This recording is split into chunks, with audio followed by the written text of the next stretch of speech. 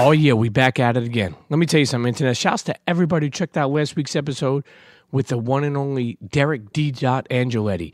Let me tell you something. If you haven't checked it out and you just love hip-hop, you're a producer, an up-and-coming producer. Even if you've been in the game, you cannot deny the hits and the involvement and the contributions that Derek D. Angeletti, a.k.a. the Mad Rapper, has contributed to this game, to this thing we love so much.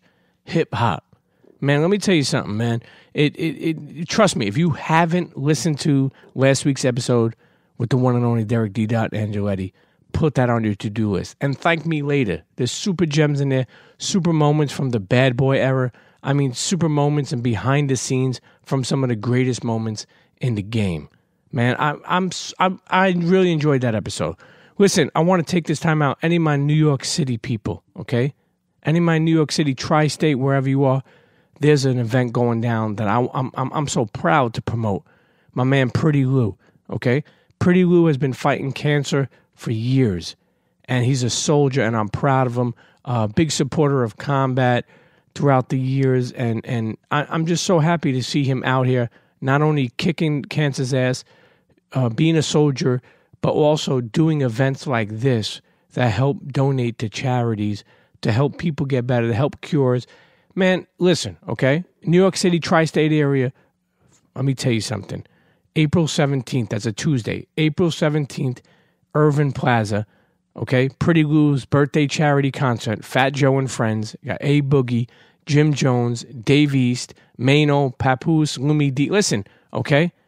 Pretty Lou's birthday charity concert, Irvin Plaza, Tuesday, April 17th. It's at 8 p.m. You go to Ticketmaster, get your tickets, hit him up at Pretty Lou 11. Listen, so if you're from the area, this is the place to be on Tuesday, April 17th. Not only is it a dope event, super hip-hop in the building, super good people in the building, but it's for a good cause. And that's what really matters to me. I want to send my prayers to Pretty Lou and his family. I applaud him on being such a soldier while he's fighting cancer. And this is his second event that he has done. It's an annual thing that he created. And like I said, all the proceeds go to cancer research and a charity. So I'm super proud of that. Internet, make sure you're in that area. Pull the fuck up. Let me tell you something, man. When I tell you to take out your iPhone or your Samsung or whatever you have and check the fuck in, that's when I tell you. Okay? I'm so many people are again on the check-in. I can't even thank people so much. Okay? Sydney, Australia, every week I see you. Stone Mountain, Georgia. Detroit, okay? Long Island was on the check-in. I seen Tokyo on the check-in. Italy on the check-in. Man, international. So many places from around the world. Miami on the check-in. Of course, Brooklyn's on the check-in. Internet's at Premium Pete, at Premium Pete Show. Check in. Let me know where you're listening from. Just say what's up, man. I want to talk to the people, man. I want to see where you're from. I want to see if you're out there and your pizza spots are good. If you got good bagel spots out there. I want to see what's going on. But more importantly, I want you to let me know how you enjoyed that episode last week or how you enjoyed the episode a couple of weeks ago. I always tell you, make sure you suggest an episode. We've done so many diversified episodes with different people, entrepreneurs, athletes, actors, artists, whatever. So if you know an episode that inspired you, send that to somebody else. You know, this week, before we get into this episode, I want to take the time to sometimes I'll read off a tweet that I made that really resonated with me during the week. And this one right here is called, one thing I dislike about social media is some people get the impression that some stuff is easy because we usually show the end result of stuff. Success is not easy. It's a roller coaster ride with no seatbelt, with super drops. I want to say that again one more time. One thing I dislike about social media is some people get the impression that some stuff is easy because we usually show the end result of stuff. Success is not easy. It's a roller coaster ride with no seatbelt, with super drops. And what I want to say, man, is sometimes people will post up a picture on the beach and people are like, damn, I want to live like that. Not knowing all the nights and the struggle and the times that the bank account was low or the times that just shit wasn't that good. But people see the picture of you at the beach and be like, oh, okay, I want to live like that, not knowing the struggles. Now, let me tell you, success is different to everybody. Success is not the same. Success to me or success to you could be different. But the balance is what's important. Whatever makes you happy, don't stop doing that. But I will say this: don't look at social media and Twitter and people who are doing things as what you're doing like wrong. You're not doing nothing wrong. If you're not working and you're not doing nothing and you're not grinding and hustling, then okay, maybe you're doing something wrong. But more importantly, the game is not just what we see. Usually, a lot of times people put the finished product up there, but you don't see the time spent and the sweat and the blood and the tears before that. Understand, it's hard work. And it's not that it's not me sitting here telling you about me. I'm telling you in general. It's hard work. And you know what? Like, that's why I'll say, for all the times you didn't have anything on your plate, and if you have things on your plate, be happy for those blessings. Because there was a time when you were stressing. And I mean that. Internets, listen, hey, preach your Pete's out. But more importantly, I'm so excited to get into this week's episode. Okay, it's been a long time coming. This kid, man, just a super success story, super inspiring.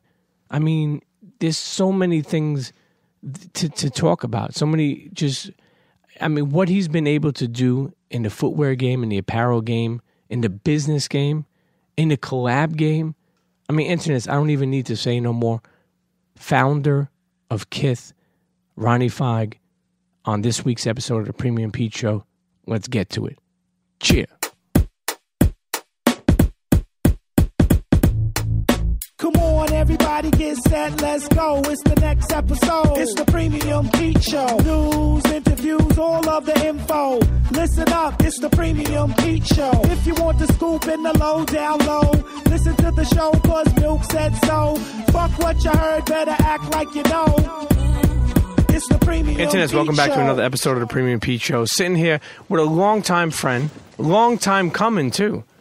We could say so many things. I hate naming people, but we could say designer. We could say entrepreneur. None of that. What the fuck do we even call you these days? Ronnie Fieg. Homies in a room, Beer chilling. mode. Listen, beer mode, very rare. very rare that Ronnie is in beer mode. First of all, right off the bat, I seen you. We got a chance to catch up at Cat's Deli and Stan Socks collaboration. Right. Which was dope. I like seeing different shit like that. And I was like, yo, Ron, man, it's good to see you. I'm proud of you. And then and you were like, yo, Pete, it wasn't supposed to get this big. And when you said that shit to me, the only thing I could think of was like, this guy's mind is probably fucking spinning. Because people hear that like, oh, well, it's big. People measure things sometimes small. I mean, like, oh, he's doing well. He's wealthy. He's successful now. Not realizing the mind racing of how big it's become. How the fuck do you go to sleep at night, honestly? Yo, it's honestly, like, it's a tough thing. And a lot of people, how a lot of people talk about sleep. They don't get a lot of sleep. And that's supposed to represent the hustle. But, like, I haven't slept well in a long time. It's like all these things that are happening and rolling out, these, like, projects are, like, open. They're, like, running applications on your iPhone that you need to close sometimes for your phone to operate and operate more efficiently. That's like the running, it's like running applications in my head, just of all the things that are open. And it's not only the projects, it's everything else of running the business. Running the business is it's a lot of work, man. Because you're in footwear, but more importantly, you're a businessman. Yeah. How far out are you? Like, meaning, like, because you have to think ahead in footwear and apparel, you got to do, like, what, a year ahead, 2 years ahead? How far? So it's funny because, like, it's different wavelengths depending on what we're working on, Like, some projects that we're working on currently are a month out. And then there are projects that we're working on that are 18 months out. So it's the balance of knowing the things that we're working on now will, evolve into what we're going to be doing 18 months from now. So, like, everything that we're working on now, we need to have 18 months in mind, so everything ages well and it rolls out properly and it's all part of the same program. This program is, we use that word a lot, the program, like, because when we drop KITH denim, it's the denim program. Why? Because that program is meant to live. It's not meant to be a flash in the pan, So we use that word a lot in the office, using the word program because It's like your regularly scheduled program. It's Yeah, like sure, you want to sure. get people, you want to get people on it, so the anticipation is there for the things that we do. So yeah, it's very important for us to keep in mind, you know, just the future of the things that we need to do, because I'm here for the marathon. You know, like I've always been here for the marathon. Sure. It's not Sure. about today or tomorrow. You know, it's funny. I know you for many years, and there was a time when there wasn't no KITH, and there was a time where you weren't probably as big in popularity and probably money at the time I knew you, but you always were confident. I will say that. You always were confident in what you were doing. I remember you were in David Z. I remember doing like polo cookie boots and the gray ones. Remember the gray ones that you did? But what I'm saying is, how have you dealt with success? Like, honestly, like, it's something easy to say, but... No doubt. And I'm gonna say something I really believe. The confidence comes with your, you know, it comes with your, I think it comes with your, what's it called? Your horoscope, right? What do you call that? Your sign. Yeah. What do you call your sign? Your what the fuck why can't I even think of this right now? Your what? Your zodiac sign. There we go. There it is. Thank you, Benson. I think that confidence is part of a personality. It's like, you know, I thought I was confident in things I sucked at growing up. Sure, you know what I'm saying? So like, what I've learned is that anyone that has a birthday close to mine, we kind of have those similarities in our personalities. You know what I mean? So, and I have a best friend that's a day apart from me. My father is 5 days apart from me, and I know a bunch of people, and I really think it's part of a personality thing than anything else. I don't think the confidence has come with. The confidence showed up later when I did a few things right. It was like part of the personality growing up, you know, and I think it comes with having to put your hand in the fire. You know, like certain people, you could tell them not to do the wrong thing and they just won't do it. You know, I had to learn on my own, you know, and it was, I guess that was one of the biggest building blocks in my life. Just me always having to test the grounds to know this is what I want to do. This is what I don't want to do. Sure. You know, learning on my own, you know what I mean? And not really ever listening to anyone when they told me not to do or do something. Sure. You know what I mean? I had a very clear thought process from a young age. You know, I want to take it all the way back, and then we'll actually come back.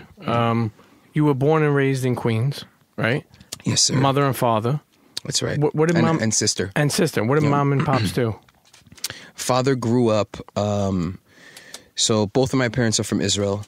My father came here and worked as an engineer, as a computer engineer and technician, and job to job. Never really stayed in one place for too long. And mom was a jewelry salesperson in the city. Worked at an independent jeweler as a sales associate while I was growing up. So many people have that story all twisted. Sure. Supposedly I still work with my dad somehow, I think, somewhere in Yellow Rat Bastard or some shit. Yeah, I heard that before. Actually, you know, That's the best. This show is never organized, so we could always go off track, and we will. 100%. Whatever you A lot of people love you. A lot of people have hate for you. Yeah. You know, For they sure. think you're privileged, like Yeah. you know, and we'll get to those things as far as like. But let me tell you something, and this is just my honest fucking opinion. I wouldn't have you here and tell you this. You could have a friend, like, even like, and we'll get to it, like, saying, like, David Z was like, what, an uncle? Second cousin. Second cousin. My mom's first cousin, yeah. Even if you know someone, Sure. you get in the door, what do you do then?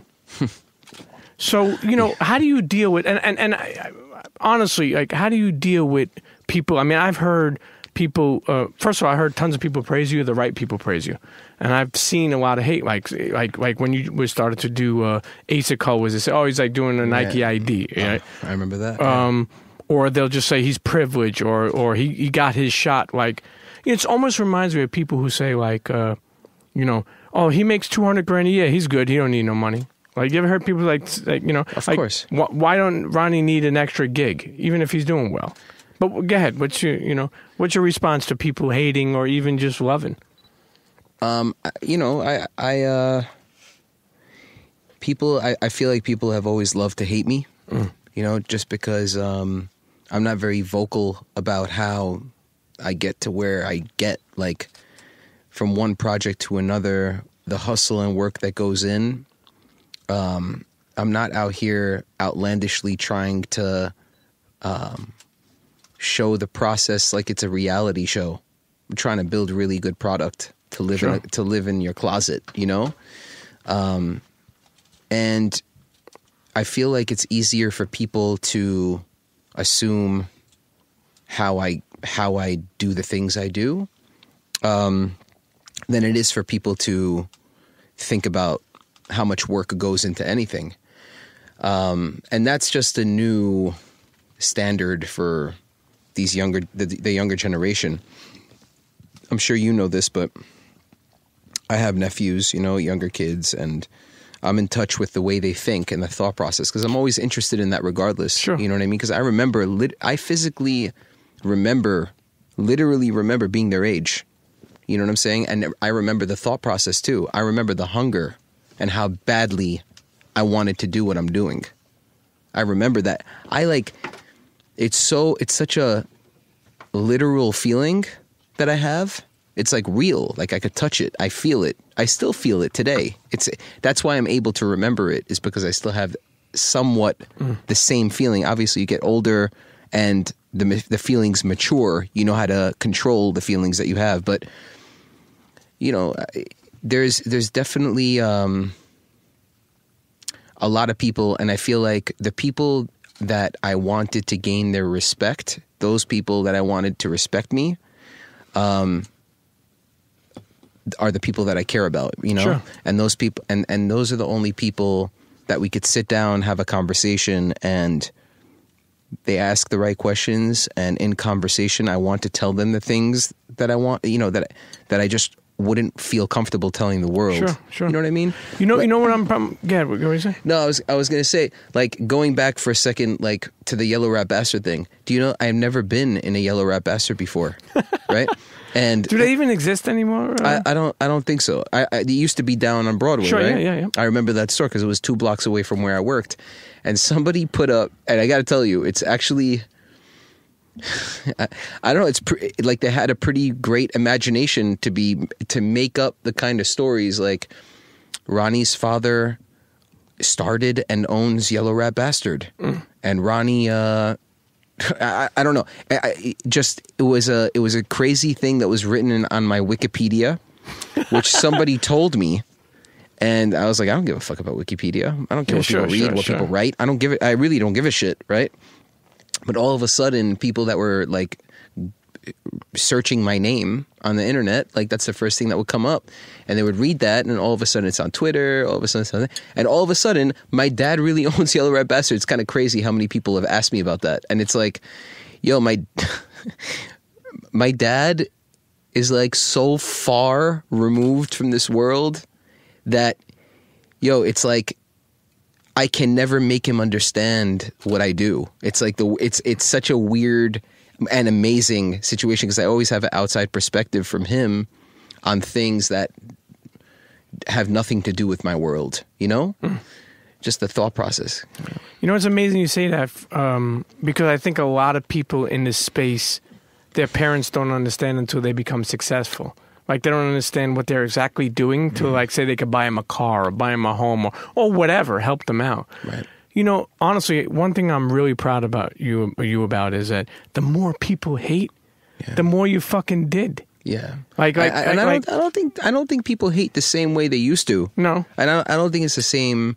Well, people hate what they also can do. Right. People hate what for they... sure. But I want to say, the more I've seen people hate, and like I said, I do say the more you accomplished, the more you did. It almost became impossible to hate on you because I'm telling you, even like Yu Ming, and shouts to Yu Ming, and actually I want to even probably play that clip. He was like, yo, honestly, hate it or love it, Ronnie is one of the biggest success stories in this sneaker game or this footwear game or this culture. Right.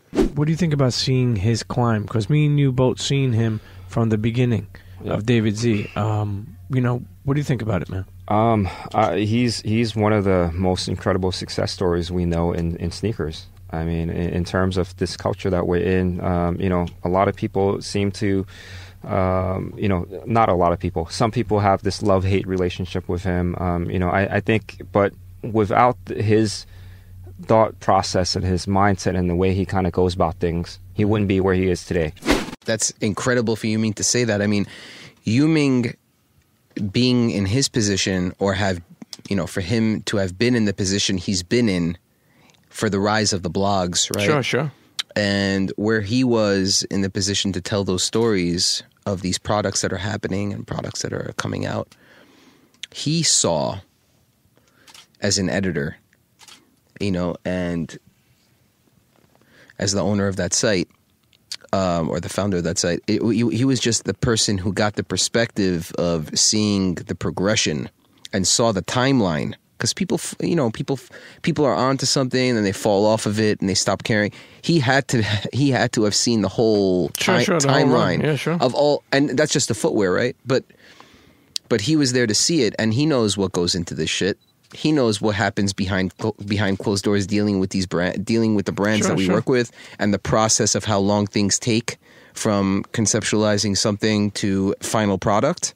So I think Yuming is one of those rare guys that really understands both ends. You know what I'm saying? Both sides, as the reader and as the collaborator, or as the business owner, or as the retailer, or as the designer. He really understands full scope. Sure. You know, you were speaking about your father, you know, and I'm sure that they have lived their life. But since you've been doing everything, have you been able to do something for them? Like, they don't really understand what you do, but they understand what you do. Have you done something for them that you're most proud of? Like, because I'm sure they have to be super proud of you. Yeah, like, I don't come from money, you know, so 2 years into opening KITH, I was able to make the last payment. Not the last payment, meaning he wasn't up to his last payment, but make the last big payment on the mortgage of the house in Queens, which was a 20-year, which was refinanced, which ended up being a 30-year. Sure. And, you know, I think that doing that, I think that really put things into perspective for him and my mom, who, by the way, was still is the biggest inspiration in my life. Why is that? Because my mom is she's a fashionista. You know, she's a very special woman in terms of taste.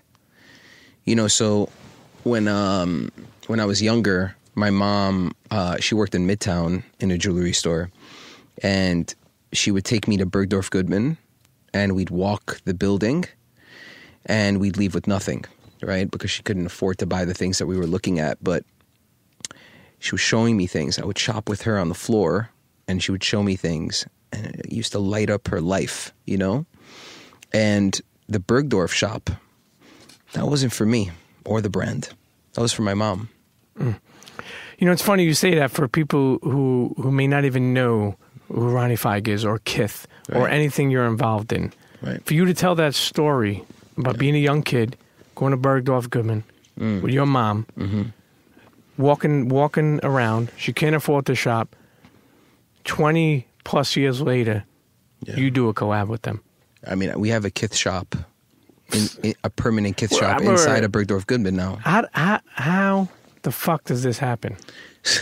Now, honestly, no, I'm thinking about it. But let me tell you something, and before you go in there, this shit.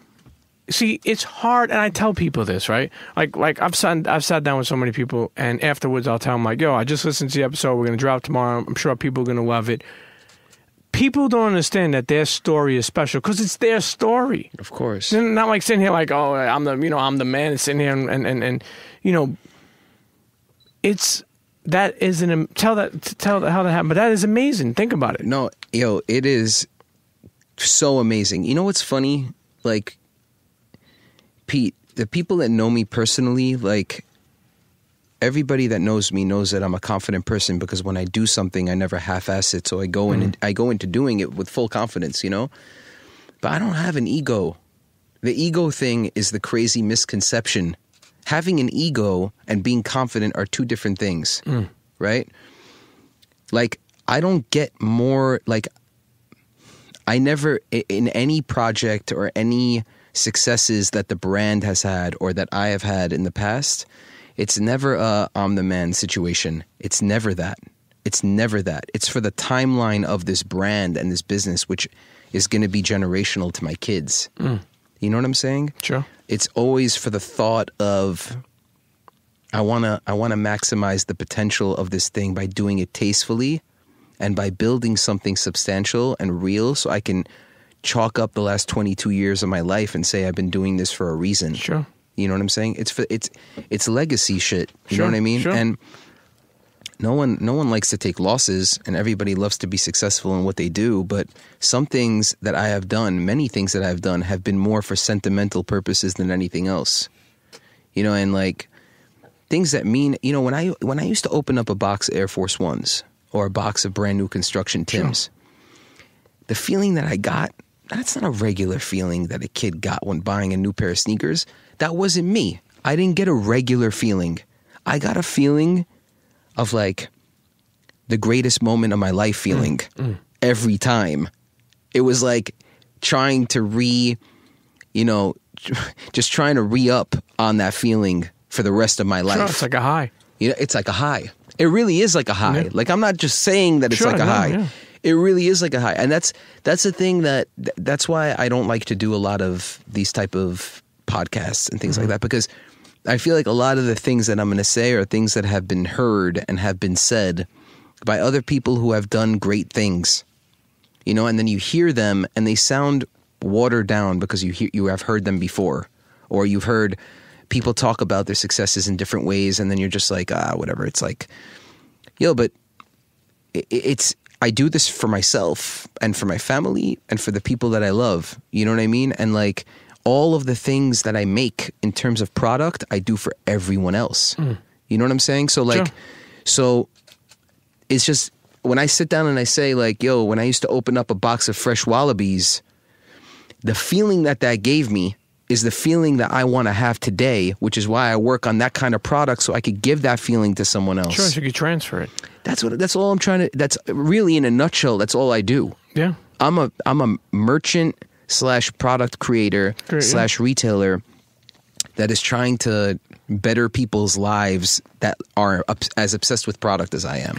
As a New York kid from Queens, Right. How do you get Bergdorf Goodman to believe in KITH? Because honestly, and this is no disrespect, but do they need you? Do they understand what you do? You understand what I'm saying? Like, I do. And to answer your question, do they need me? No. Do they need KITH?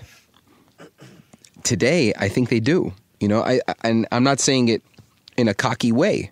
I'm saying it because Bergdorf Goodman has to transcend to the younger generation, you know, and has to still appeal to guys my age. For example, I'm 35. Sure. And, you know, there are a couple of ways to ask that question, though. KITH as a brand, because we're not a KITH shop inside of Bergdorf, because we are a KITH shop, but we're not the KITH that we are in Soho, because we sell multi-brand. It's a KITH branded situation, so it's like the mono brand shop inside of Bergdorf. And the truth is, this is the most mind-boggling shit I'm going to tell you right now, because you probably don't know this, but the first time a Bergdorf Goodman logo was ever on the outside of a garment was happened during our collaborative projects, the past, couple of collections that we've done, which have done really well, is the first time we did it, is the first time you saw a Bergdorf Goodman logo on a garment. So that to me is as big as opening a shop, a permanent shop, because that's the Bergdorf Goodman logo and name is equivalent, if not more extraordinary, than the Rolls-Royce logo. Bergdorf Goodman is the pinnacle, the institution, the best that ever did it. And when thinking about going into that shop, it's like, I know it's one shop. I know it's one department store. I don't have to grow it into other stores, other department stores, which is why I'm in Bergdorf Goodman and Hirschleifer's, because those two department stores, which are the best in the country, don't need to expand into other departments. You don't need to expand into other Sure, departments. sure. I won't be pressed by anyone to do it. So the reason, and to be honest with you, it wasn't something that we pitched. It was something that came to us. The interest came to us to do something there, and they had the belief in the brand, and they were paying close attention to what we were doing. And the truth is, I think that now we are even more so qualified to be in that position than I was when we first started. But they saw the light at the end of the tunnel, and now I believe that the process from then till now, we're there at the end of the tunnel. And the kind of product that we're able to put together today, it can sit on any shelf, anywhere, with anyone.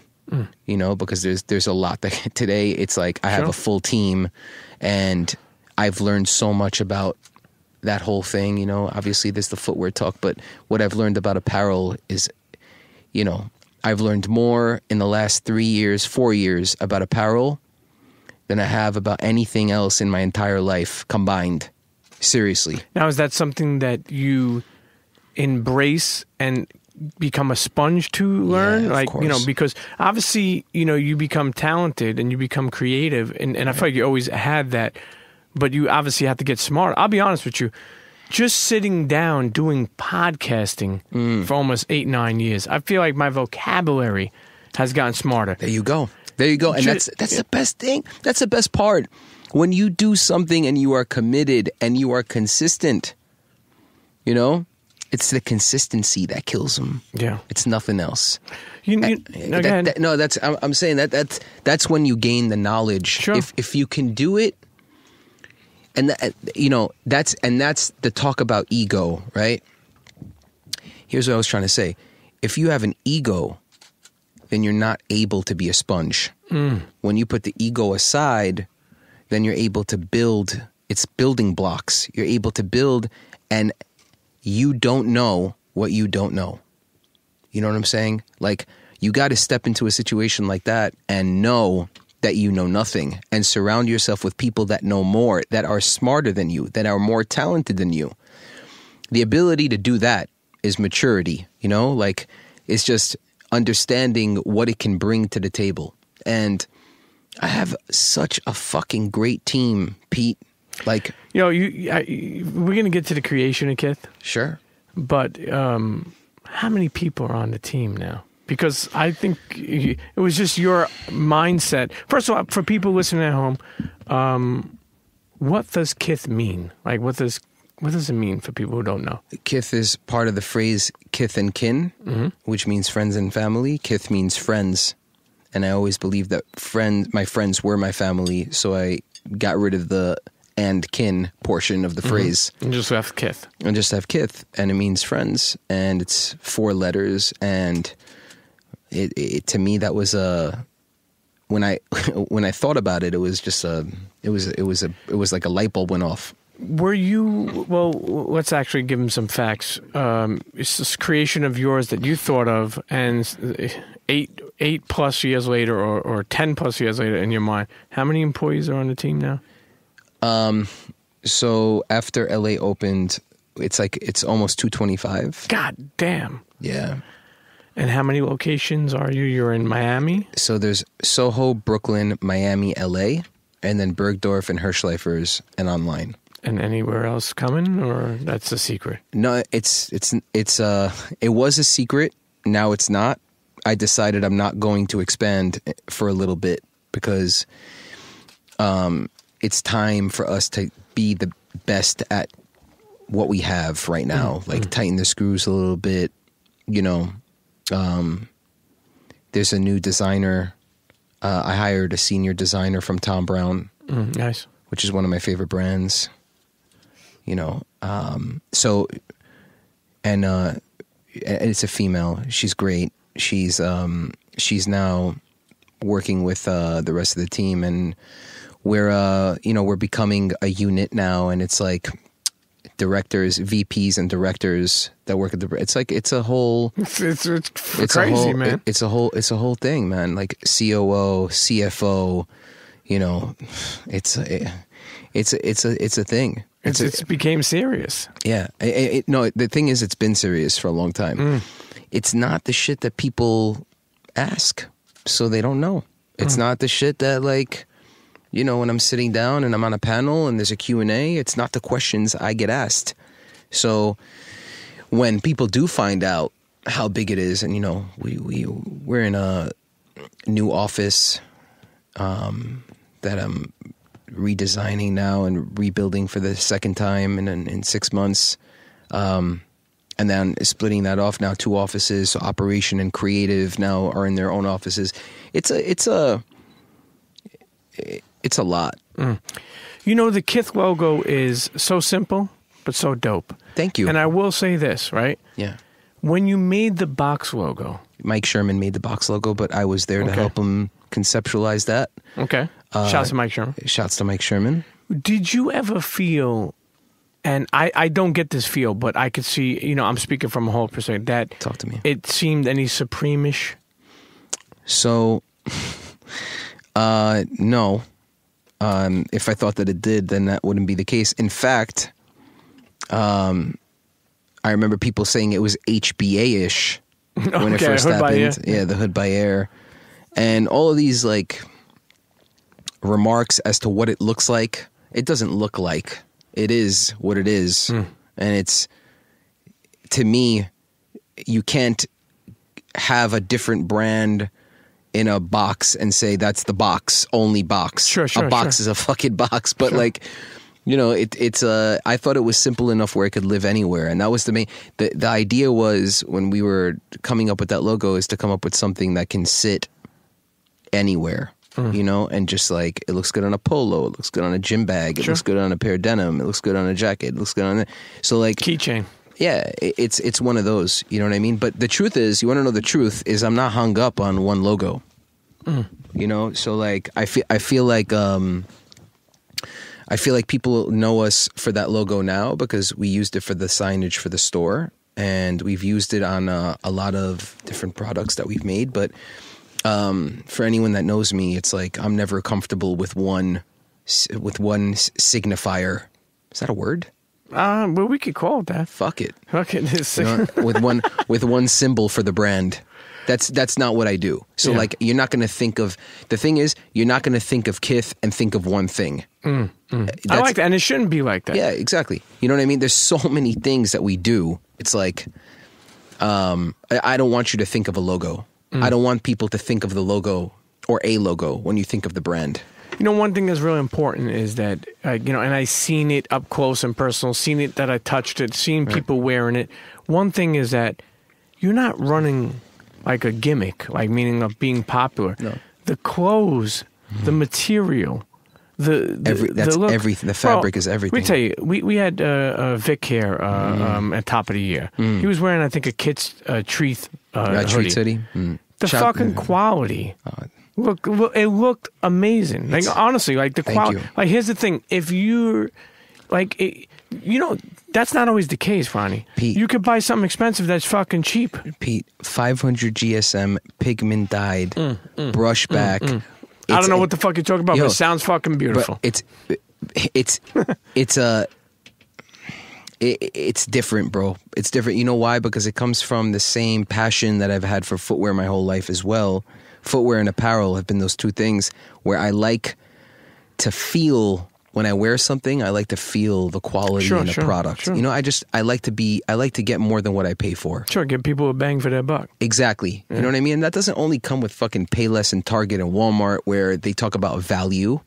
Value is something that hasn't been addressed properly by our market for a long time. You know? So when I'm sitting there trying to think of how we come up with this concept, think about this. 4 or 5 years ago, I needed to make up my mind on whether or not we were going to wholesale this brand that I was thinking about. Great segue, because I wanted to know about this. I get asked all the time. Like, hold up, I need to just cut you off for a second. Please. Because if you do, you would probably, and not that I'm saying you only care about money, but if you do, I mean, you could fucking, No, I mean, how much money, like, you could probably be worth. Generational money is generational money. I know that. So what, go ahead. I know, but here's the thing. When I sit down and I think about it, there's two ways I can take this thing, right? It's either I give access to everybody, and these are the positive ways to think about it. Mm-hmm. I give access to everyone in the world to be able to buy into the KITH brand. That's one way.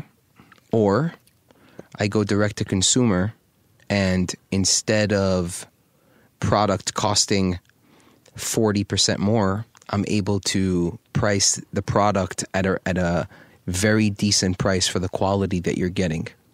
So for $145 when you buy this hoodie, if I was to wholesale that hoodie, you would see it for retail at another space for over $230. You know, and then there goes the conversation of what do we want to give the consumer, you know? And it's like, for me, it's always about giving the consumer more. Look at the build out of the shops. Sure. Giving the consumer more. Does the product that I have sell itself? Maybe if I had a wooden box with the product that I sell, we'd probably sell close to the same amount of product. But if you build a space where people can feel comfortable and feel like they're part of something special. They walk in, they see something for the first time. If they're seeing it for the first time, they're having a conversation. It's very friendly. The people that are working in the store are very friendly, Pete. Very friendly.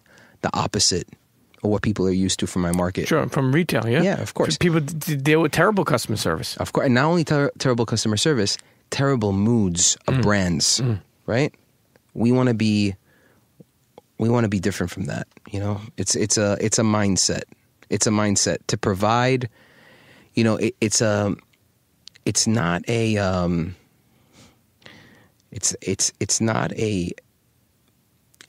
given that this is a successful business. It's not a layup. It's a privilege to be able to do the things that I do.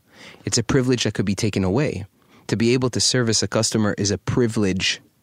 I don't look at it any other way. Sure. I don't look at it as you're privileged to be here shopping with me. That's not what it is. It's like, this is a privilege to be able to service you and be a part of your life. Sure. You know what I mean? And that mentality, I think, is what raised the bar across the brand for people to be the best that we can be in every category, to do the best that we can. We always want to think about the person who's buying the product first, you know? You know, honestly, from being involved in the game for such a long time like yourself, I really feel like you reinvented the boutique. Like, you know, it's funny. I hear people say, like, you know, like now you think about it, like KITH comes about, and it's a hot spot. You're going to get all the releases, and think about it. You become like creme de la creme. Okay, let's say Nike, all these spots are going to make sure KITH gets the best things. We always say there's always like beef in hip hop. There's always, we made jokes over the years of podcast beef. Is there boutique beef? Because I do see you show a lot of love to what's his name from Miami? Who's that? Shoe Gallery? OG Shoe Gallery. Danny, of course. Yeah. Love Danny. You know, but you're also a boutique yourself. I'm not. The thing is, well, I don't want to say you're a boutique. No. It's okay. It's like, look, the way I'd like to answer that is like, I try to do something that is very different from any other shop that boutique owners that I know run. You know what I'm saying? That was worded kind of weird, but no, I get it. Sure. I tried to do something different where I don't want to compete. You know, that's my biggest thing. Is like I didn't do this to compete. I did it to fill a void. And when it comes from that point of view, then I think that there is no. I don't think there's beef between. Is there beef between other boutique owners? I can't answer that. I don't know, but I know that I don't feel any beef between myself and anybody else. You know, if people, what they say behind closed doors about what we do and how we do and whatever it is, I can't control that. You know, so I'm trying to like be real grown And I have been for a long time, because to stay focused and have tunnel vision on the goals that you have, you can get derailed so fast. You know, I learned that, you know, and I used to care a lot more about what people do and what people think. You know, it's so easy for people to say, I don't care what people think. It's not that simple. Yeah. It's not that simple, because I do care what the people that I work with think. And I work with a lot of people, you know, and I work with different brands. I work with different designers. I work with different legends. Many. Yeah. And I do care what they think, you know, and so I can't say, I don't care what people think. That's like anyone you hear say that is lying to you. True.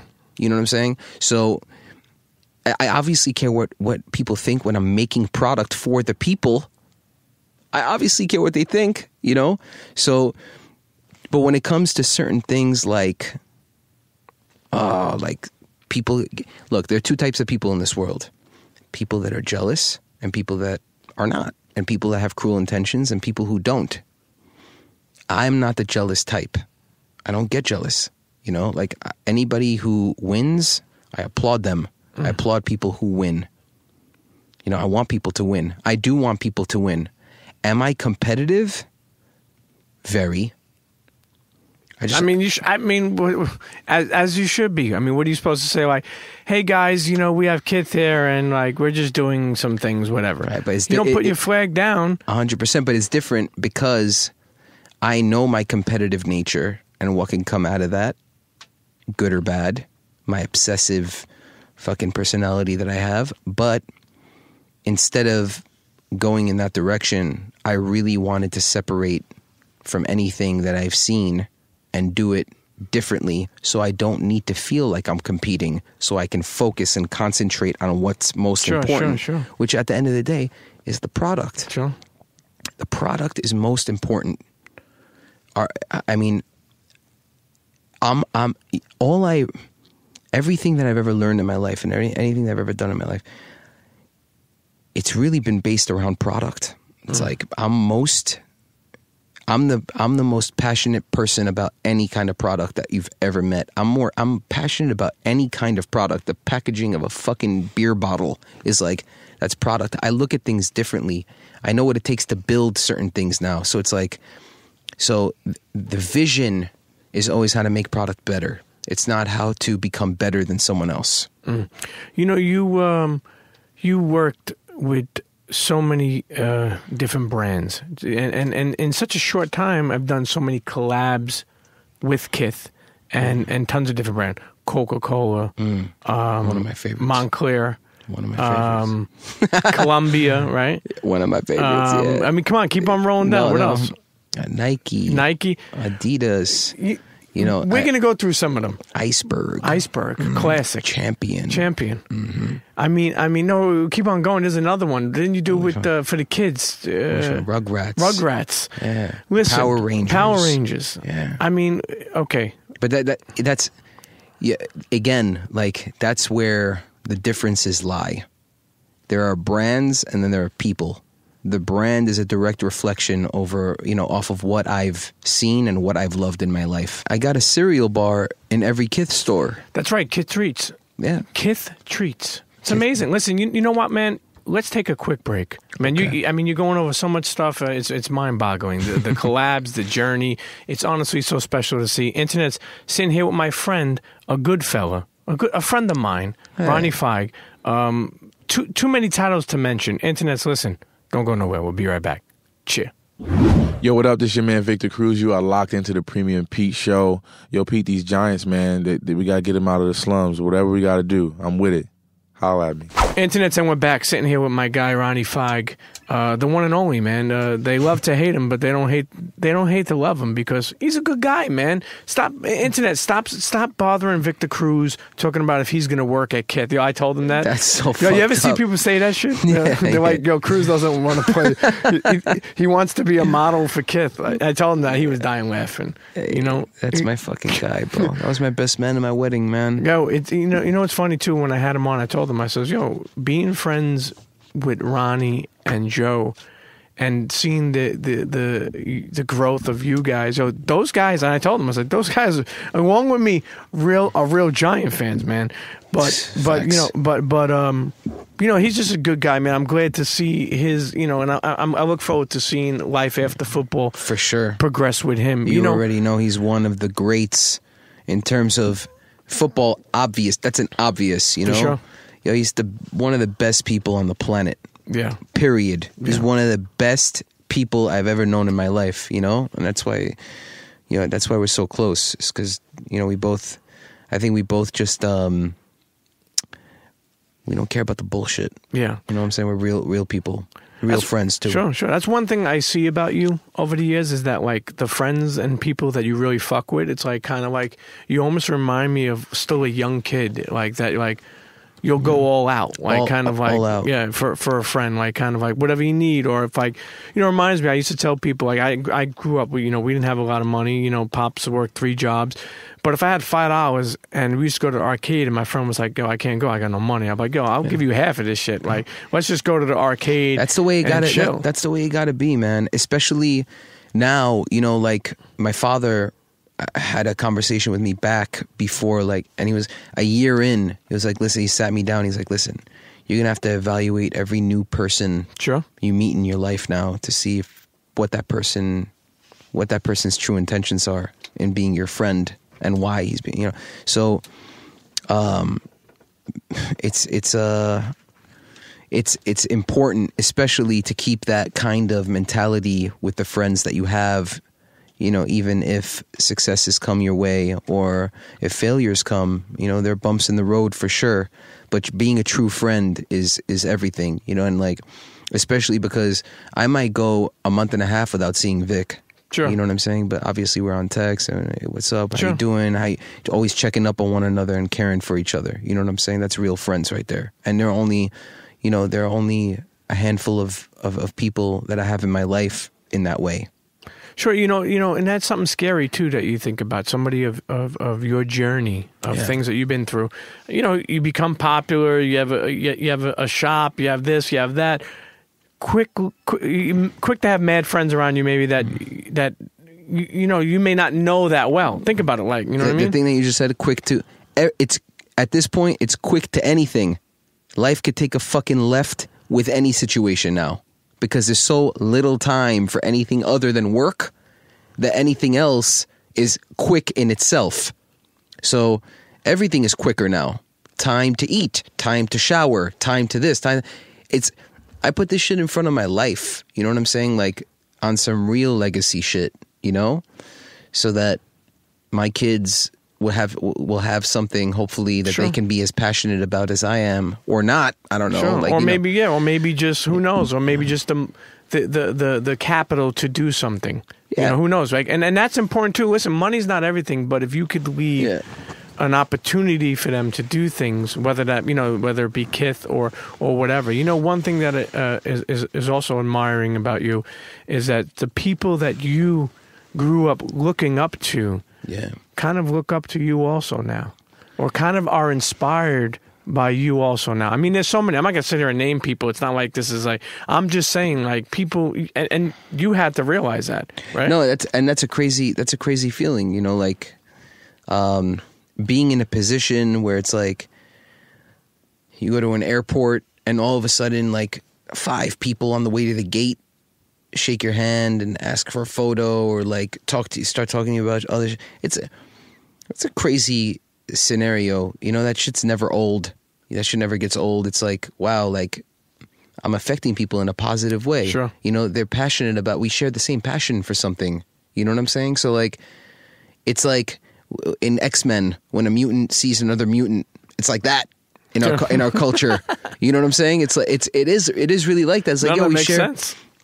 We share the same, and like to a lot of people, we're weird for that, and the more it becomes more and more normal these days to like the type of shit that we like and listen to the type of music that we listen to. And it's becoming more and more commercialized depending on what level you look at, just in general. I'm just speaking about it in general, but still, when I see people and speak to people that care about the same things, and we're able to speak about our passions in that way, that never gets old, man. It's like, so, it's crazy, but it is becoming a time. The time thing is really a major factor in the stress of not having enough time for anything. Sure. Yeah. But how do you deal with that? Like, how do you personally deal with, because with all the success, it's also smoke and mirrors for people on the outside, meaning like they think like, oh, Ronnie does well, he does this.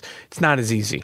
So it comes with a lot of stress. Of course. How do you release that? Like, how do you... Here's the thing, and the reason why no one's ever heard me speak about the personal side, which I have no problem shooting the shit and talking about it, but the reason why is because I gave up caring about the cost of what happens in my life based on what the final product is, and like what that's able to achieve, what we're able to do by changing people's lives in the sense of product. It's like that really does change a life.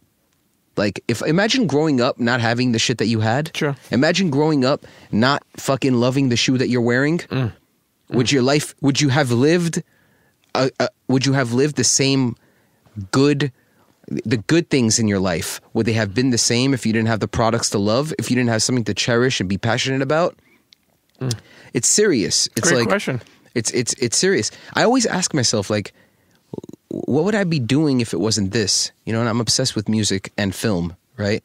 And I probably would have ended up working in film, honestly. And I always ask myself, like, would I have ended up being in a better place or a better state of mind? Or would I be able to have more time to myself, for my wife, for my family, for my friends, Because, like, people already know, and this happened a while back, you can't call me. So I can't pick up the phone. Like, during the day, I can't pick up the phone. I'm in 12 meetings back to back, literally 12 meetings back to back. I can't even pick up the phone. My mom, they already know not to call me. It's fucked up. It's fucked up. It's like really, it's really fucked up, and I'm not happy. I'm not proud to say that. I'm not proud to say that I work harder than anyone I know. It's not a proud thing to say that. It's just a sacrifice that you make, and you choose to either be that person or not be that person, and like, I chose early on, and when I chose early on, I knew what came with it. Like, I knew that it would be an all or nothing situation. I'm either going to take this thing as far as I can go, or it's going to be a bust. We take it back again for a second. You and correct me if I'm wrong, you grow up and, mom and dad, like we spoke about in Queens, you're 13 years old, and you have a bat mitzvah, right? Is that how you say it? Bar mitzvah. Bar mitzvah. Girls have the bat mitzvah. Okay, I'm sorry. I'm just, I don't know. All good. The Jewish lingo. I got you. Forget about it. Yeah. About the bagels, though. And you know the what pizza. I'm saying? And the fucking pizza. Actually, listen, shouts to Queens. Listen, Brooklyn, New York City in general, but New Park in Queens. Okay. And no, is it Donnie or is it? Which one is it? It's a VI pizza, bro. On Billboard, there's only one. You don't like New Park? I do like New Park. I like Romeo's. Yep. Queens got a lot of good spots for pizza, bro. Hell yeah. I'll give them that. New York City in general, man. New York City in general.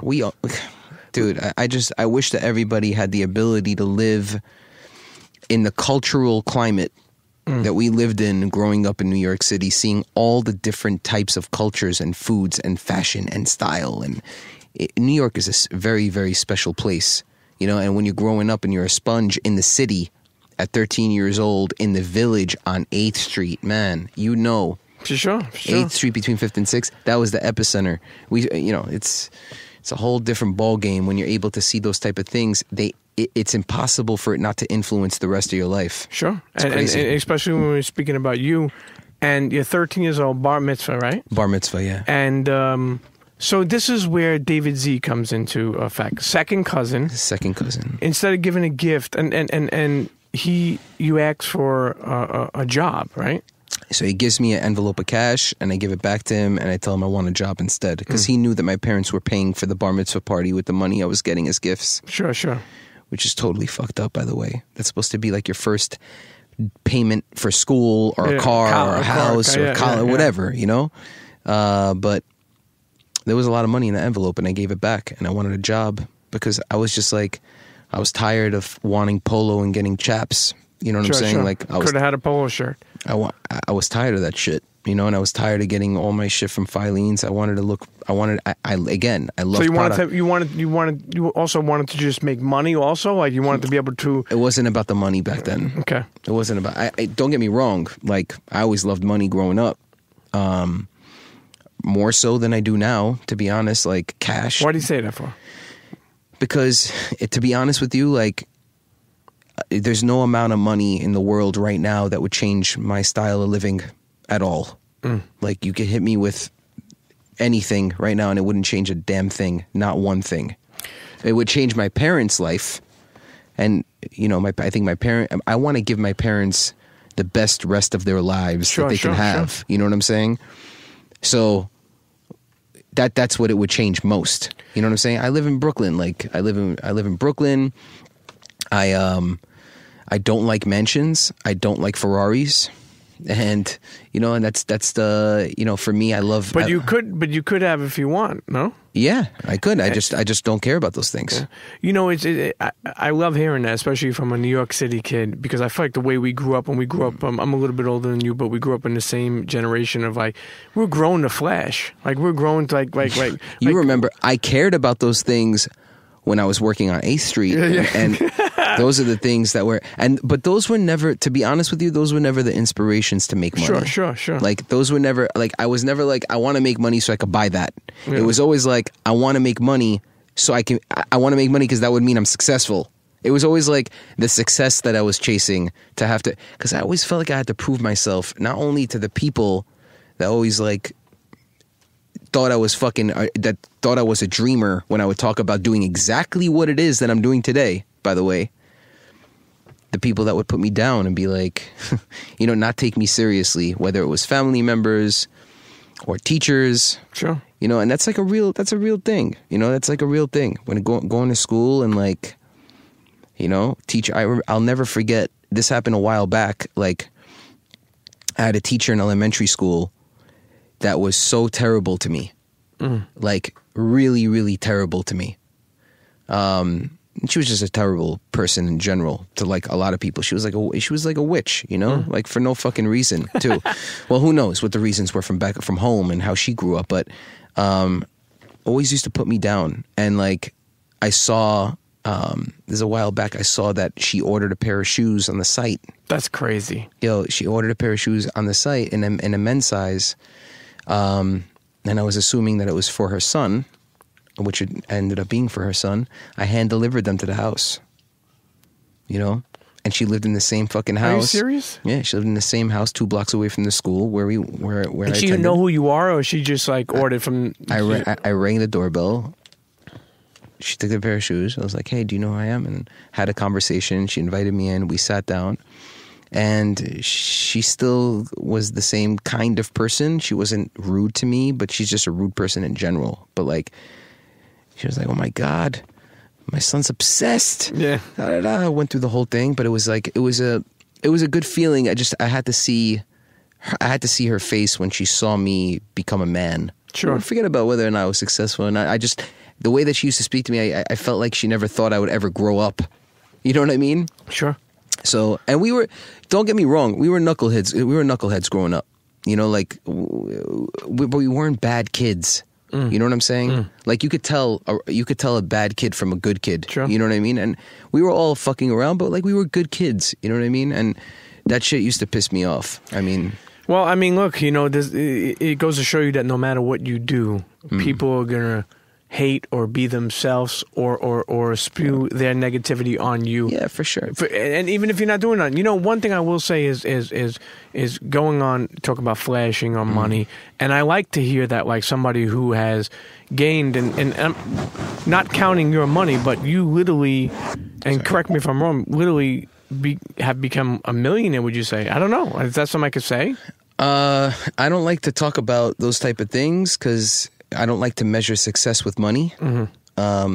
So I try not to. I can't even speak. I don't want to. Okay. I don't want to hear myself even say that you're a millionaire. No problem. I get that. How about this? you growing up, you obviously you didn't always have where you are now. Okay, that's fair. Checking, I used to check. I for a while, like, do you still check your bank account like it's like every single dollar? Because I remember, because I always say to myself, like I've had some money and I had no money, and but I always remember, like, I'll know, like, I have $29.75 left, I have $10,000 left, I have $300 left. Yeah. Do you still count like that? Yo, the money in the bank is always like, financial freedom, my only hope, right? Yeah. That's always going to be a thing, like security for your life and for your family is always going to be a thing. It's always a driver. It's always in the back of your head. It's always.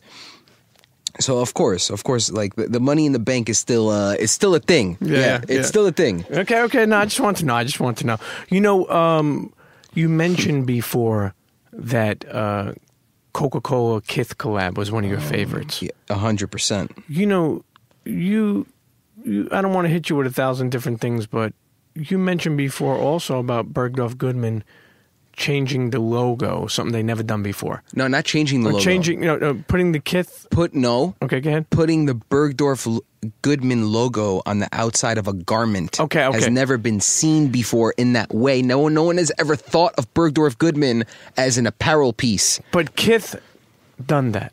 Yeah, I mean, there are a lot of. I mean, dude, like, there are a lot of those moments. If you want to talk about notches, KITH in the Coke font on a glass Coke bottle. It says "Enjoy KITH" instead of "Enjoy Coke." How do you? But okay, that's just. Well, no, I'm saying, like, those are. I react the same way you just reacted. When. But you have, like, they have to believe in the brand.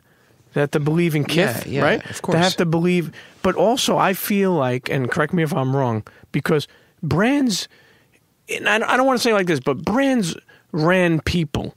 They told boutiques or stores what the fuck they were getting.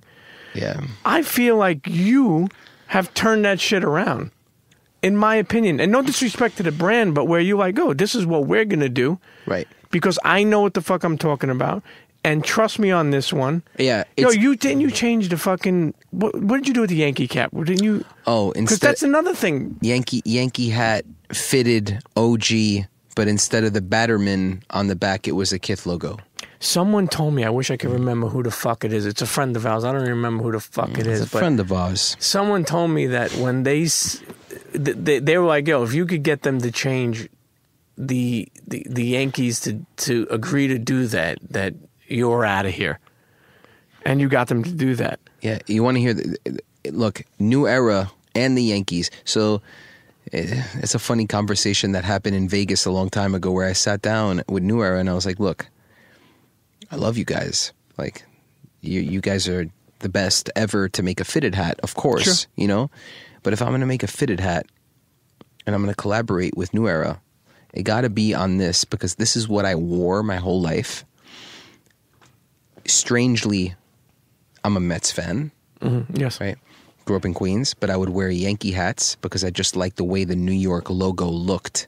It says, when you think about those teams, some of these teams, it doesn't say Mets or Yankees. Mm-hmm. It says New York. Mm. That's what people don't understand, And by the way, I'm still happy when the Yankees win, which is weird. Sure, thank you for that. Usually the Mets fans hate the Yankees, and the Giants fans hate the Jets, and I used to hate the Jets. Yeah. I used to hate the Jets. You're a Jets fan? Or no, you're Giants. a Giants fan, yeah. Of course. I've known that, by the way. But do you get mad when the Jets win? I don't care for them. Right. I don't care for them either. However, I don't get mad. Yeah. It's not going to be an argument as to who's better, even though the Giants are better, it's not going to be that argument. You know what I'm saying? Like, I'm not going to argue. I'll be like, all right, like, I respect that you're from New York. You like your home team. It's like, so anyway, I grew up wearing on 8th Street growing up, working between 5th and 6th Avenue. There was a hat store down the block next door to Grace Papaya by 6th Avenue, by Fat Beats. Fat Beats around the block. Yep. There was a hat store that sold Kangol and fitteds. That's it, right? And they would have every color Yankee hat. That was the thing. The Parasuco jeans with the stripes down the side, with a Mecca shirt and a bear jacket. Yep. You know what I'm saying? And a Yankee hat. looking like a motherfucking Smurf out here. Sure, all sure. blue, royal Sure. blue Yankee hat with the royal blue magazine, royal blue parasucos, and royal blue suede wallabies. That was like, it was Classic. silly. It was silly, but there's some pictures that I have back home of me wearing that shit where I'm like, what the fuck was I doing? But the Yankee hat was the one. I'll never forget. This is the craziest shit. I used to wear the Yankee hats every day, and the sweatbands were white in the hat back then. And it would get fucking filthy, right? But that was my shit. I used to. I had a collection of maybe 25 to 30 Yankee hats in all colors, right? And I went away for a week, came back, and my mom washed all my Yankee hats. Oh my God. Bro. It was a fucking problem. Anyway, that was part of my childhood. So like when I sat down, I was like, yo, this is what I want to do. And it wasn't an easy ask, because it's like, that's like, you're asking for a lot. And I knew that, but like that was a long it took a year for them to digest that one and get back to me and be like, okay, let's Were do you it. hopeful? Did you? No, I definitely left that table like I shot for the stars. Sure. And and even still, there was a lot of explaining to do even afterwards. But like after the experiential moment of opening a pop-up shop in both the Yankee Stadium and Met Stadium during the Subway Series and blah blah blah, like 86, 96 anniversaries and and World Series hats for both at the same time, and then doing a Mets hat in a Yankee flip, like Sure. Mets colors, Yankee logo, Yankee colors, Mets logo, which is one of my favorite hats of all time because I got best of both worlds. Sure, I got my Navy hat with the Mets logo. Here we go. You know what I'm saying? So to get the brand to do that, I mean, that was great. But the Coke thing, that's a whole different situation. And then a Nike thing, KITH in the Futura font over the swoosh. Sure. KITH, 4 letters in the Nike font over a swoosh. I mean, I was like, fuck. So LeBron. Yeah, LeBron. Designing LeBron shoe, plays in the fucking All-Star game with the shoe, and then wins MVP of the All-Star game in the shoe. I'm like, it's and then honestly, it's kind of fucked up. Because now it's like, okay, now what? Now it's LeBron. There's no other LeBron. Sure. Like now it's like that's How much does LeBron believe in? Like obviously it took time for I'm sure for you to get introduced to him. How much does he believe in what you're doing? Oh, evidently, very much. You know, because like if he didn't believe in it, then he wouldn't ever let his logo bear the product. It's like, to me, that's like Nike's. In my opinion, that's Nike's number one asset. Sure. You know what I'm saying? So that's a big. That was a big deal. Working with the best. That's a big deal. What did you take out of working with LeBron? Like, what was a special moment for you? The most special moment was executively producing the doc. I don't know if you saw that. Yes, the film. Right? Yeah, the Long Live the King film. It was dope. Thank you. And that was coming off of directing my first commercial. KITH Films coming soon to a theater near you. KITH Films. Get your fucking popcorn ready. You know what I'm saying? I was after directing my first commercial with Pippen. Yes. And his son in the streets of New York City, street ball, like in the Pips, like, and then coming off of that and executively producing the Long Live the King documentary. I mean, shit. That's some shit that I'll be 80 years old. Like, Sure, looking so at I that. live forever. That's the thing. Is like, what can make me happy forever? Like, what can I be happy with later? Not make me happy right now, but like that was 18 months of work. You know what I'm saying? That was a lot of work, man. But at the end of the day, it's like to have some shit roll out the way it did, and then opening the LA store during All-Star and releasing those, and then LeBron getting his own shoe that's not releasing, and he wears it, and it's like, fuck. It's like that was a pinch me moment. Yo, for some reason, like you know what's crazy? When I seen the picture on Instagram of you and LeBron, I don't know why, but for some reason I was like, yo, LeBron. I felt like he could become a partner in KITH. I don't know why I felt that way. I'm being dead serious. Like I felt like this guy like this brand is undeniable. I'm not saying that you want partners. I don't know what you have. That's not my business. But I just felt like he would make a great fit, in my opinion. He's a great friend, and who knows what the future holds for LeBron or for the brand or for, like, we're both evolving at the same time. Sure. And both growing. I mean, can we do something in the future? I don't know if it's going to be in the form of a partnership. I don't know if it's going to be in the form of working together again. Those aren't things that I know. Sure. But, you know, we're friends. And the minute you become partners in something, then it becomes all business. Then you become not friends. And then, you know, and then it's different. I've not lost. I wouldn't say lost. But friendships have changed after... I'm sure many. After partnership, yeah, many. You know what's a great thought when you think of Ronnie Fieg's journey, yourself. It's funny how I'm talking about you like you're a third party. I'm right here, bro. In the beginning, it had to be tough to get deals done. Yeah. With certain brands or people or things. For sure. It's still hard I know it's still hard. Yeah. But man, do you have a lot of fucking ammunition. Yeah. What's the difference from back then hustling, trying to get a collab or trying to do something to today? Consistency and just success in those moments of releasing product that you work on. Like, then it becomes a case study for these other brands of, like, look what he's done.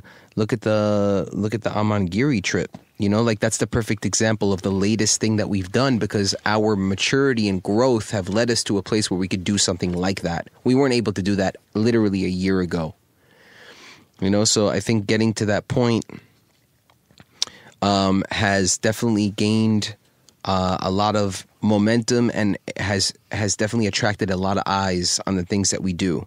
The experiential moment of Amangiri and how that rolled out. It definitely changed the way I even look at our own business and what we do.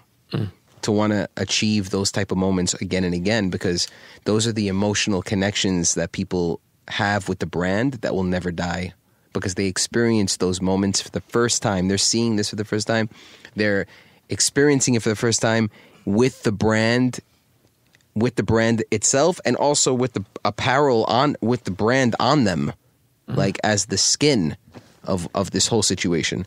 So then it becomes like like anytime they remember that moment, the brand is attached. It's an emotional connection that I think is really hard to achieve for brands today, because I feel like people are doing things for the wrong reasons.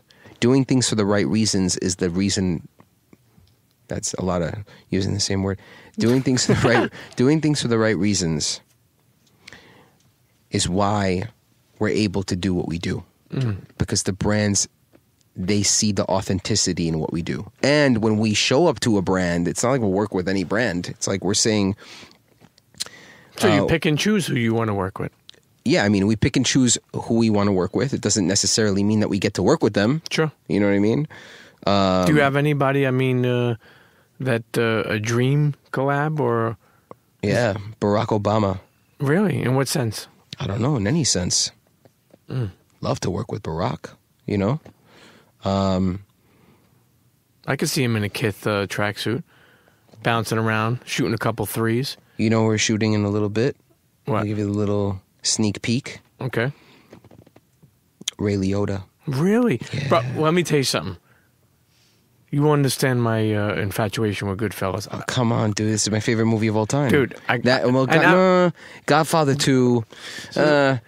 And I shouldn't be telling you that, because it's supposed to be a bit... I don't want that to end up being a caption of this fucking situation. But, like, that's... if you've seen the series of Christopher Moltisanti from The Sopranos... Yes, I love it. With the Bergdorf Goodman. And the tracksuit makes so much sense. Yeah. And then, you know, I think that that's going to be an evolving... series of the people that we shoot to represent an era and a feel and a mood, you know? And I feel like Ray Liotta's the fucking GOAT, bro. Oh, yeah. God, Karen. Oh yeah. Why did you Why'd do you that, do that? That was my Karen? Pittsburgh connection.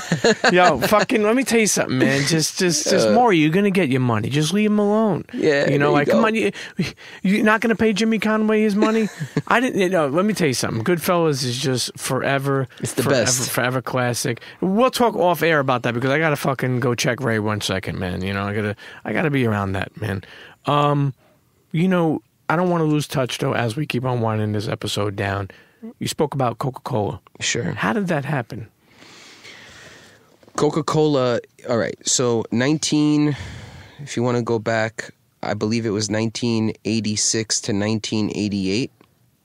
Don't quote me on those years. Somebody got to fact check that. But those are the years that Tommy Hilfiger was the creative director of Coca Cola Apparel. And you remember Heavy D in that video? Of course. And we remember what that did to the culture and how people perceived Coca-Cola as a brand back then, not only as a beverage. When you thought of Coca-Cola, you didn't first think of the soda, you thought of it as a brand. I thought that they were able, that moment was making the impossible happen, because Coca-Cola is an international beverage. It's international, right? I mean, I don't know of any logo that's more recognizable than Coca-Cola. Maybe in the world, maybe ever. You know what I'm saying?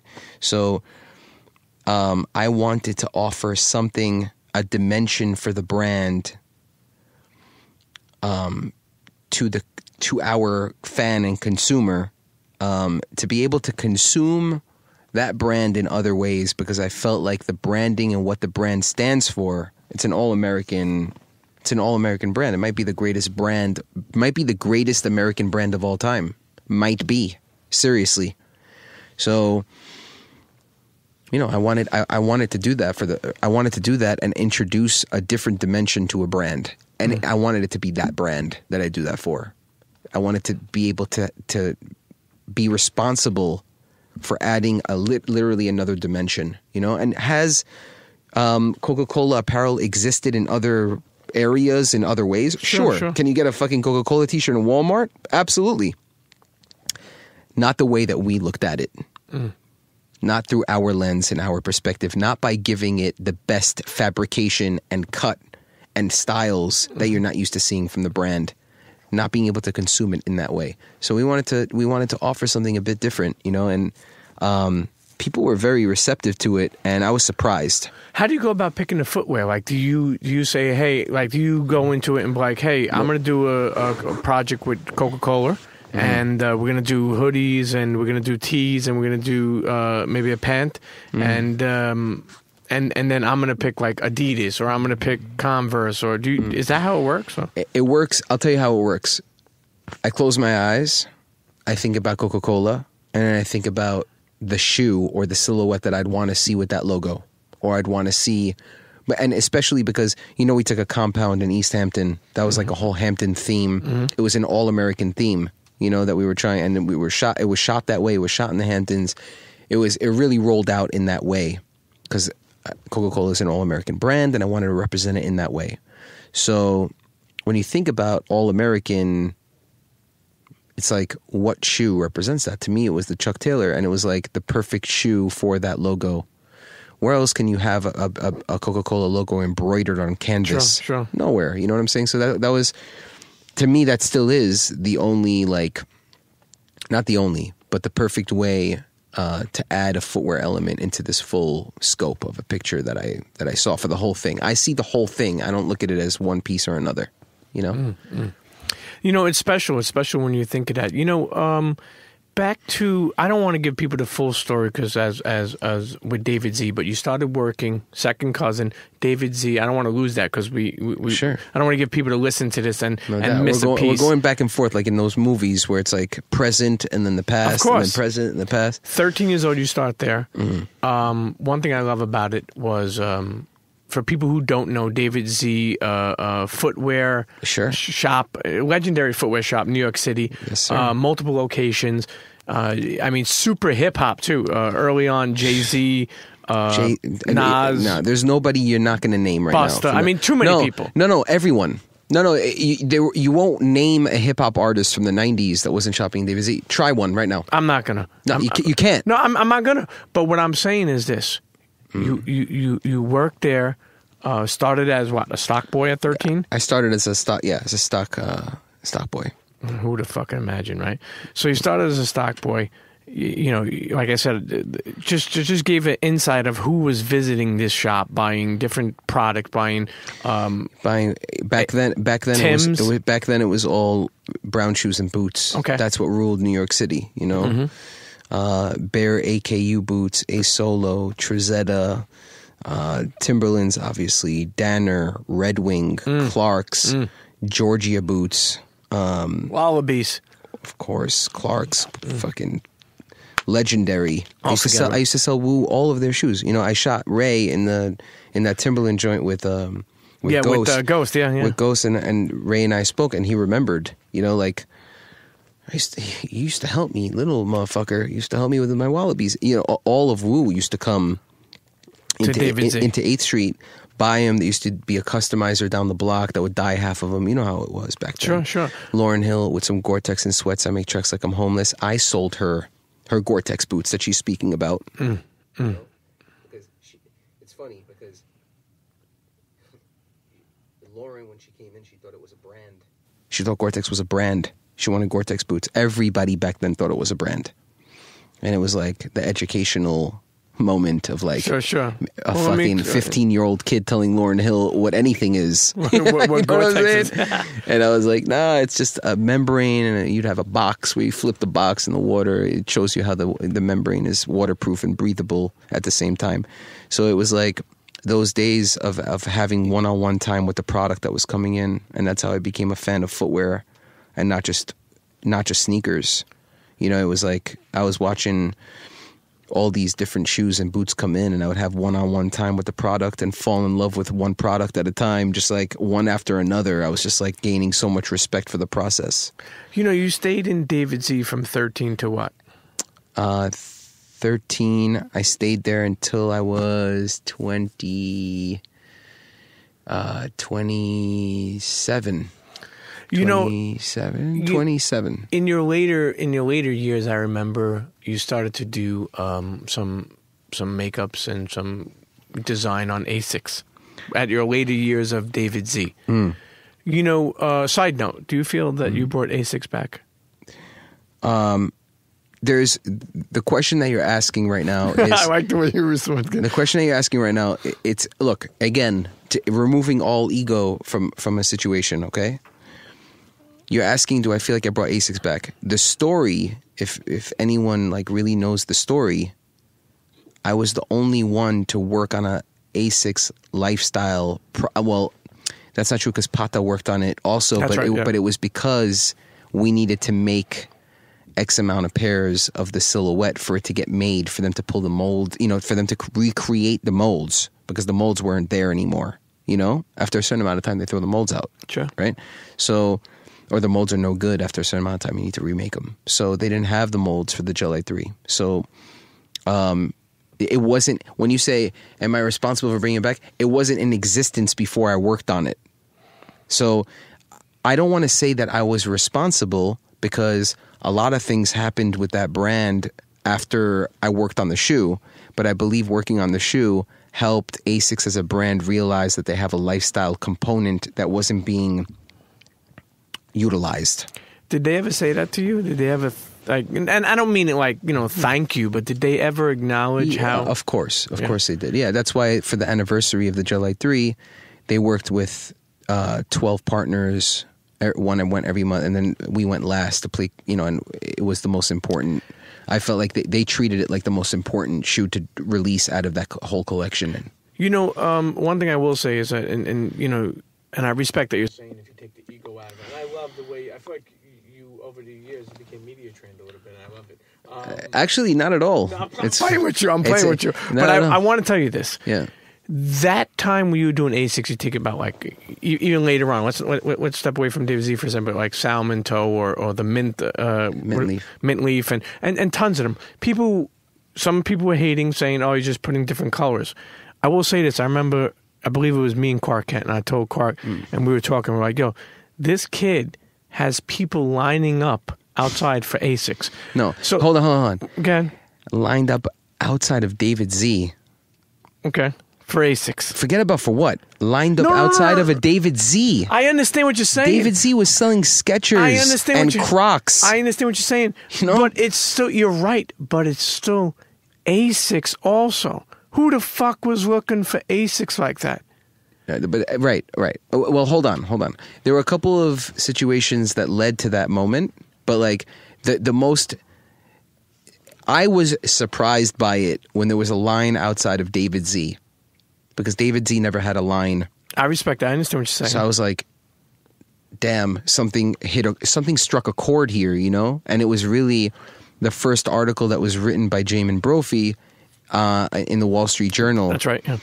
That was really the foot in the door, because back then those type of articles weren't being written in print, especially with that type of newspaper, you know? That was your first collab that you did with ASICs, right? Yeah, it was called the 252 pack. I remember you saying that you were worried about losing your job. I was. Because you didn't know if they were going to sell or not. That's right, because I ordered those shoes. I worked on those shoes without David knowing, because one, I didn't feel like he would want to take the chance, and two, because ASICs came to me and not to David. Mm. So they saw me as this kid who was like, they knew that I was into sneakers, like heavy, and I opened the ASICS account for David 1 year before that happened, and it was a very successful business. So they wanted to do that for me out of respect, which I admire. And it was Michael McLaughlin, who's still a very good friend from ASICS. He's still there? He's still there in a different department, I think he lives in North Carolina now, likes to play golf. Nice. Love him. He's great. And I think that was they gave me the opportunity to look in the archive and pick a shoe, and then I went back to when my mom bought me the pair. Everybody knows that story, I think. Yeah, well, Wall Street Journal writes up. Did that give you the confidence to think that you could ever do this on your own? Nah, not at all. Okay, so instead of giving the full long story, you finally leave David Z. Right. What gave you enough balls to do that? Because most people could have stayed there forever. You want to know something crazy? A lot of people... No, actually, I don't know if I've ever told anyone this. Maybe once or twice, but definitely not on record. But I was already looking for a space, for a footwear space by myself in Williamsburg on North 6th Street, right above American Apparel, second floor. Dad came... My dad came to see the space with me, because my dad's also like... He's also a good handyman, and like we would have had to build the store ourselves at that point. But he was ready to take a mortgage out on the house, another mortgage out on the house, to help cover this like dream of mine to open a space. Sure. So I was already planning on leaving to do that, and then my partner Sam, who's a legend, used to own Atrium. Yes. R.I.P. Atrium. He approached me with a situation to get involved in helping him curate a footwear section within Atrium. Not KITH. Just a footwear section. Not KITH, a footwear section. And I was like, nah, I'm not going to do that. I'd rather open up my own thing. And then we spoke about it again. It was like, what would you want to do? And then I told him, and it was like, oh, I have this space in Brooklyn. I have this space in the city. And it was like, we could do something like that next to these spaces, build its own entrance and have, because that's everything I need. I wanted my own entrance. Sure. I wanted it to have its own name, and I wanted to be the best footwear boutique in the world. That was the goal. Number one goal. And he was down to do that. And that was some of the best real estate I felt like for this concept, which was Broadway and Bleecker, but it would be in the cut, in the back, with its own entrance from Bleecker. And then in Brooklyn, before a year and a half before the Barclays opened, it was like 2 blocks away from Barclays Center, and it was the space on Flatbush, which I thought was great.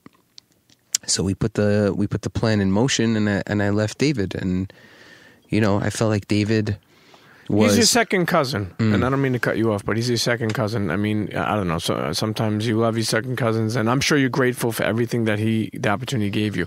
Was that a hard conversation to have? Hardest to date. For you or for him, you think?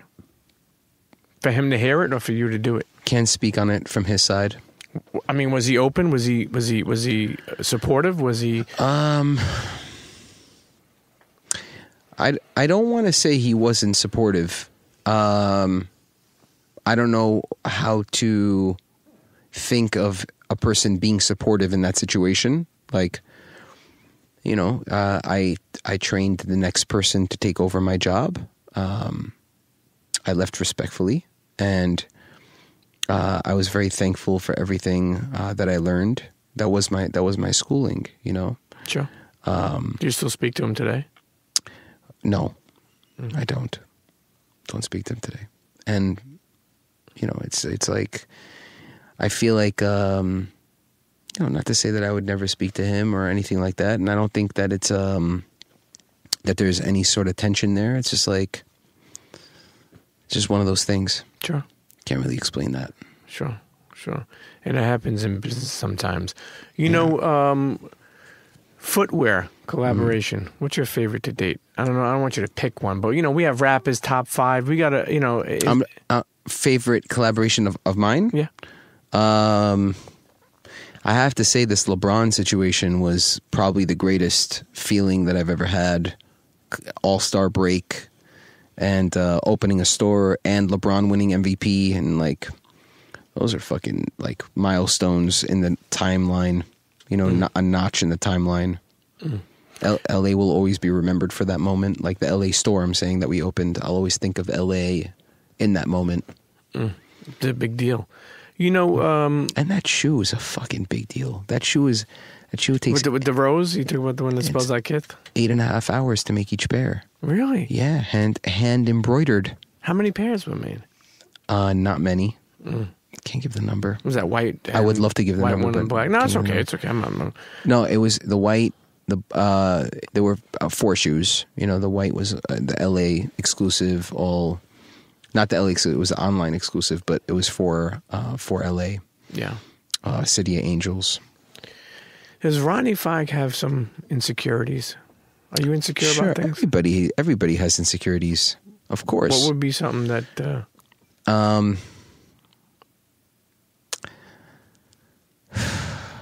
insecure about getting old. Yeah. You know, like I'm 35, but I feel like, you know, I'm insecure about being a husband. Congratulations on being married. Thank you. About being a good husband, a great husband. I want to be a great husband. I'm insecure about that. Like, am I great? And I think about having kids and having a family. Like, yeah, I'm insecure about my feelings. You know, like about thinking about the future, about where I'm going to be, how I'm going to feel. Like, I think everybody has those type of insecurities. Like, give me an example of an insecurity that you have. So receding hairline.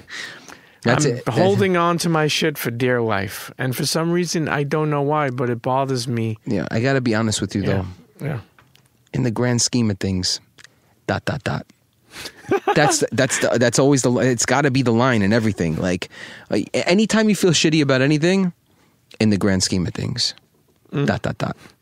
I saw this fucking video on Instagram or on Twitter where it was like the facts about the universe, and they talk about our galaxy and how many galaxies, and then in the universe how many, and like, could it make me feel more insignificant in this fucking world of ours over here? And I'm over here sitting worried about my fucking cuticle, and I'm like, in the grand scheme of things. I know. You're right. You know what I'm saying? Like, yo, the hairline, by the way, looking extra healthy. The hairline's looking very good. Thank you, bro. I'm hanging out. Let me tell you something. I tell my Baba every time, please be easy with this thing. You know, let me tell you something. The relationship that you have with your Baba is bar none. Come on. It's so important, by the way. Yeah. So important. Yeah. And God forbid you ever cheat on him. You know what I mean? Oh, forget it. They find out. They know. They'll never forgive.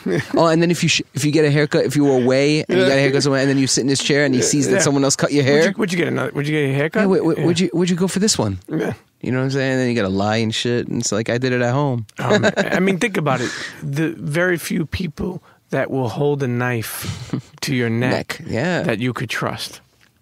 Think about how important that is. Oh, I know. Let me tell you something, man. Your journey can never be told in one episode.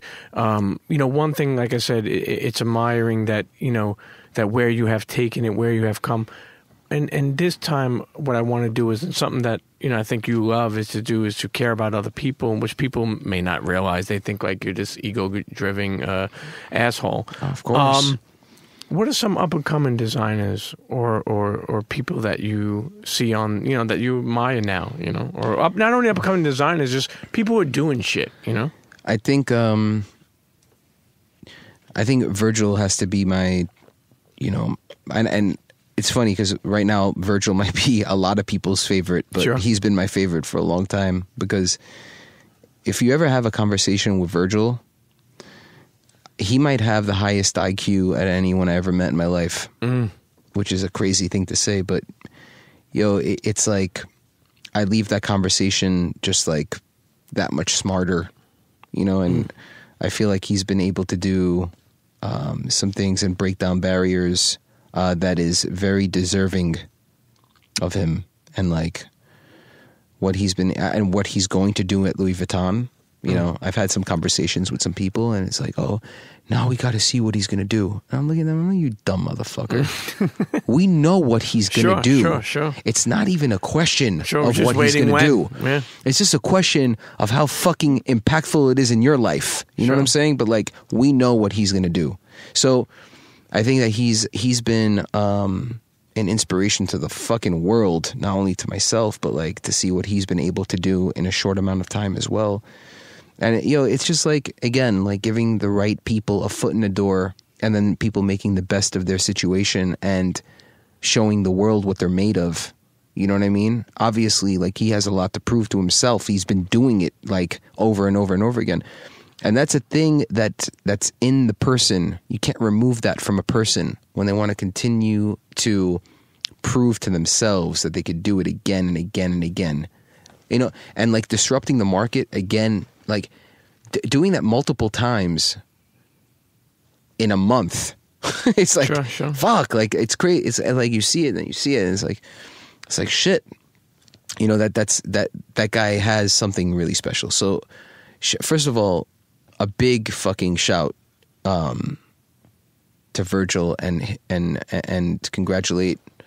I want to congratulate him. Congratulations to Virgil on what he did with Nike, and then I want to congratulate him again for what he's about to do with Louis, because he, you know how unlikely that is for Virgil, for not Virgil himself, for a person in Virgil's position to get a shot at that. It doesn't come from that background, doesn't come from that, scene, and to step up from Chicago, like that's a big thing. That's a big win for everyone. I felt like something happened to me when that happened. I was like, that's dope. Yeah. You know what I'm saying? And that's a great situation for everyone. So you can't knock the guy. And I'm sure in the beginning people love to hate him too. Sure. And then he proved himself to the point where you can't hate on him anymore. Same thing I think that you're on a journey of. And I appreciate that, like we're just trying to make the best of it. The thing is, like, when you're doing it again, you could tell that he's doing it for the right reasons. He's not doing it for the attention. He's not doing it for the now. He's doing it for the legacy, for the long run, for a notch in the timeline, for people to recognize it years later, to show that he has affected and shifted this entire industry.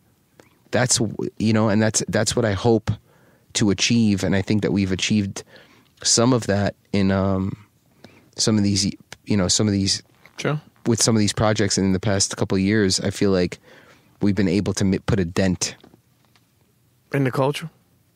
in the market. In the market? I don't like the word I know you don't culture. like the word. Yeah, okay. The word culture has been fucking... I know it's overused. I know it is. I know it's fuck. overused. But you know what? Yeah.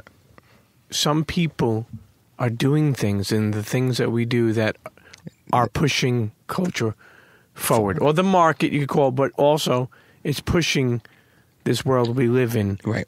And the world that we lived in... the world that we live in, it can't be summarized by one word. So I can't call it the culture. I can't call it the market. I can't call it... It's our universe. It's for all the people that have the common denominator of liking what we like. It's like a weird thing to summarize and call one word. culture. You know, my father's part of some culture. Yeah. You can't call it the culture. Yeah. You know what I'm saying? I know what you're saying. You know what? It's like us New Yorkers when we hear the city. Yeah, the city. Yeah, we're going to go to the city. Yeah. Oh, what city? Oh, Chicago. Yeah. Or L.A. And like us New Yorkers, we only know the city to be one thing. For sure. You know what I'm saying? You know, as much as people we say hate, there's also a lot of love. There's also a lot of inspiration I see. I see. We should talk about that. Hold on. So here we go. For somebody listening that wants to become a designer or a creative or an entrepreneur or somebody who's doing it, but at maybe a level where they're kind of stuck and they don't know if they should just give up. Well, what would be some advice you have for them? Okay, see, I love you, but that is a very tough question. I know. You know, like, that's a tough question to answer. You know what I'm saying? And let me just say it like this. Like, that is a question that I get asked a lot. I know. You know what I'm saying? It's the question that I get DM'd a lot. It's what I get, you know. So it's like... How about this? I'll make it easier for you then. No, I have somewhat of an answer to give you, but it's more vague. I always tell everyone that asks how they get, like, how do I become a designer or a business owner or that? I always tell everybody to start, no matter what, no matter how old they are, no matter what, they have to start at the very bottom of wherever it is that they want to go. So, like, if I want to be a business owner, a retail owner, I want to own a retail business, you got to start at the very bottom. That's the only thing I know that got me to where I am, but the curiosity was what got me to grow. I always wanted to know more. That's the thing, the willingness to learn and the curiosity to know more. Those are the two things. You know what I'm saying? I think you could be measured, your intellect could be measured by your curiosity. Sure. If you're that much more curious than the person next to you, you're going to probably know more in life. You know, it's funny that you say many people ask you that because I can understand and see that, and that happens with a lot of people on journeys like yourself. I will say that's why I says I got something for you. Then this will help people even more. How many times did you ever want to quit doing what you're doing? A lot. You know, don't think for a second that I don't think about this shit every day to think about the alternative on what my life would be. Because I am sacrificing a lot. Like, people see this life and only get to see the moments that I have to Instagram. Like sure. People mirrors. People only see the moment, the free moment that I have. So they think that all I have is free moments when there are very few of those. So it's like, that's, you know, but it's hard work, man. It's hard work. It's so very often I would say, I always think about the alternative. What would I be doing if I wasn't sacrificing all of this time? Like, how much better can I make myself? Like, how can I work on myself to be happier? Like, where does my happiness come from? You know, and I think that my happiness has snowballed to this situation where my happiness now comes from success of projects, successes from business. And then you learn, like I've learned, that that's not true happiness. True happiness comes from, you know, from being able to be the best version of yourself. Not necessarily making the business the best version of itself. So those are two different things. And I always thought that they ran parallel, but they don't always run parallel, you know? And that's the biggest thing is, like, I don't even know, you know, this is going to sound fucking crazy, but, like, I am doing what I've always wanted to do. But if I knew then what I know now after doing it, what it would entail for my life, I'm not sure. I'm not sure which pill I would have taken. You know what I'm saying? I'm not sure. I can't tell you for sure that I would have wanted this. That's why I told you it wasn't always meant to be this big. It wasn't meant to be this big. It really wasn't. But I'm not the type of person that can let something, I can't cap it. You know, I can't say, this is what, I can't put myself in a box. It got to be able to be the best version of itself. But building that doesn't mean I'm building the best version of myself. And that's, you know, it's important to know that for people that want to get involved and do things on this level of like sacrificing everything to make it happen. You lose a little bit of yourself. You do. And I think I did lose a little bit of myself, which I gained back with my wife, who helps me bring it back. Sure. Kind of balance you out. Yeah, exactly. Sacrifice, man. If that's, you know, let me tell you something. When I just asked you that question and you were like, it's hard to vague answer it. Yeah. That right there was, you took them to church on that one. Yeah. I mean, you asked me how to inspire people to do what they think they want to do. What I'm saying is, do you know that that's what you want to do? Like, how about you start at the bottom to understand what this business really takes, what it takes to really do this the right way and understand it from the bottom up. You can't start at the top and then tell people what to do on the bottom. People at the bottom, and I don't mean you know what? That's also fucked up to say. Because is there a top and bottom? I don't even like the term top and bottom, because working in the stockroom today, when we opened LA, I was working in the stock and on the floor, and people were looking at me crazy. I was handing them shoe, opening the box, unlacing, like giving them the shoe, and people were looking at me like, "What are you doing?" Like the customer, and I looked at them like, "Why are you asking me that?" Like, sure, it's like, my store because I own the store. I can't fucking help you. Like trying to. So that's my thing. Is like I don't like to separate that, but I will say this is like, if people look at. And that's the Japanese mentality, and being cultured and seeing the rest of the world also has helped me realize people take their job. People will only take you as seriously as you take yourself. So if you think certain things are beneath you, like starting at the very bottom to understand what the business is really all about, then it's not for you. So that's why it's always like the first step is, I think you should get to know this business for really, like, for face, not see it for face value. See it for what it really is. See the blood, sweat, and tears that was put in. Like, put the fucking time in. I worked 3 years in a stockroom. Do that before you become a salesperson, before you become an assistant manager, before you become a manager, before you become an assistant buyer, before you become the general buyer, before you become the general buyer / general manager. There are fucking levels to this shit to understand. You know? Word to Meek Mill. Word to Meek Mill. You know, Free Meek. Free Meek. Let me tell you, Ron, thanks for coming. Thanks for sitting down. You're gonna need to let me reverse this one day. By the way, no one that has ever been up here has asked you to be in this chair on your own show. Yeah, and I mean, we could do that another time. We definitely got to do that. You know, one thing I will say is, you know, the journey has been inspiring. I'm inspired.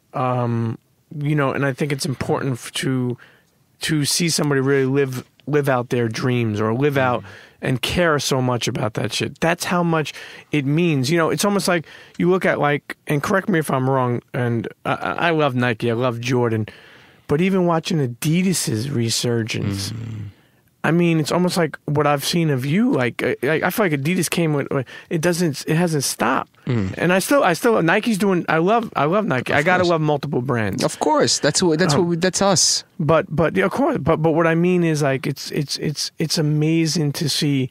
Like I was telling someone the other day, this. You know, back in the day, you meet a Nike rep, they would send me sneakers. You know, it was all the joy in the world. What you are doing, and a couple other people are doing, is turn this shit into a real business, not just a store. You know, people want to open up a sneaker store just so it's like a hangout, like a barbershop, like it's cool. Right. That shit doesn't work anymore. It doesn't. You know what I mean? All you're going to do is find yourself with a lot of bills, and if you have a Nike account, you're going to be behind. It's what I'm saying is, this is a business, $1 billion business, and why are not the people who know about this shit, who live this shit, conducting this shit more? And you're one of them. You're one of them. Yeah, and I'd like to see others too get involved. You know, like it's all about, you know, the passion is what carries this shit, bro. The passion is what carries anything. You know, like, look at you doing what you do. Sure. You're passionate about it. You're here. You do it all the time. You're here, and you can't not do it because you fucking love it. You know what I'm saying? It's the same thing. Passion will get you in and out of anything. You know, like, it's all about the passion, bro. You know, as we end this has been a long one, but you traveled the world. Yeah, I love traveling. Favorite spot? Tokyo. Why? The culture. See, that's the right way to use that word. There you go. The culture. There you go. That's that culture. That culture. The respect that people have. How clean that city is. How polite people are. It's the most respectful people in the world. You know, it's like, and they understand quality, and they like things for the right reasons, and they do things for the right reasons, and there's no fucking fabricated bullshit. In Tokyo, you can't find fabricated bullshit. You'll be looking a long time to find anything fabricated there. Who's somebody you met or worked with that really amazed you? Somebody like maybe somebody you looked up to, you know, growing up that you got to work with. Tommy Hilfiger became like a friend or somebody. Yeah, became a. Isn't that like insane to think like as a young kid? You know, I don't think people understand how insane that is. It's very insane. You know, I will say this. I'm going to end it on this. At Ronnie Fieg. Check out KITH. KITH locations all over. If you're not familiar with it, I'm sure the story had to inspire you. I will say this.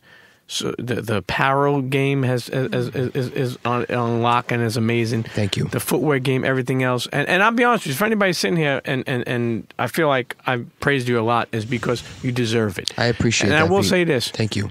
From a kid, think about this shit. 13 years old, working as a stock boy. Forget about your second cousin. Who gives a fuck, internets? Okay, this motherfucker didn't give him $1 million at 13 years old. He didn't give him shit. Somebody, you know somebody. It's great. Let me tell you something. It's about who you know, right? But then you got to do something afterwards. Just like I explained, you got to prove yourself. Yeah. Okay, 75% of all jobs are given off of people that people know. But I want to listen. 75%. But that's not the point. The point is, the truth is, knowing I was working for my second cousin, like, made the situation, like, the first time David took me to the store, I remember him telling the manager, "This is my second cousin, and because of that, you are going to work him very hard." I want you to think of that day. Fucking right? A. I want you to think of that day. Yeah. And then think of where you are today. Honestly. Ain't nothing else to fucking say. Internets. The one and only. He's a Met fan. He's also a Yankee fan. But, you know, I forgot about Carbones. I forgot about what you do with the brands, bringing fucking all different people on private jets. Ronnie, what the fuck are you doing out here, bro? You became a fucking mafia member, bro. I'm proud of you. Internets. Thank you, brother. Ronnie Fieg. Thank you. Peace. Peace. See you next episode. Internets, if you enjoyed that episode, I want you to email me at thepremiumpeachshow@gmail.com. Again, that email is thepremiumpeachshow@gmail.com. Let me know what you thought. And listen, all my advertisers out there, all my big businesses, my small businesses, whoever, a friend, a store, you want to advertise on The Premium Pete Show? Email me at thepremiumpeachshow@gmail.com and let's get working. Okay? Make sure you subscribe, rate, leave a comment on all streaming platforms of the podcast. Tell a friend to tell a friend. And we'll see you next episode. Cheer.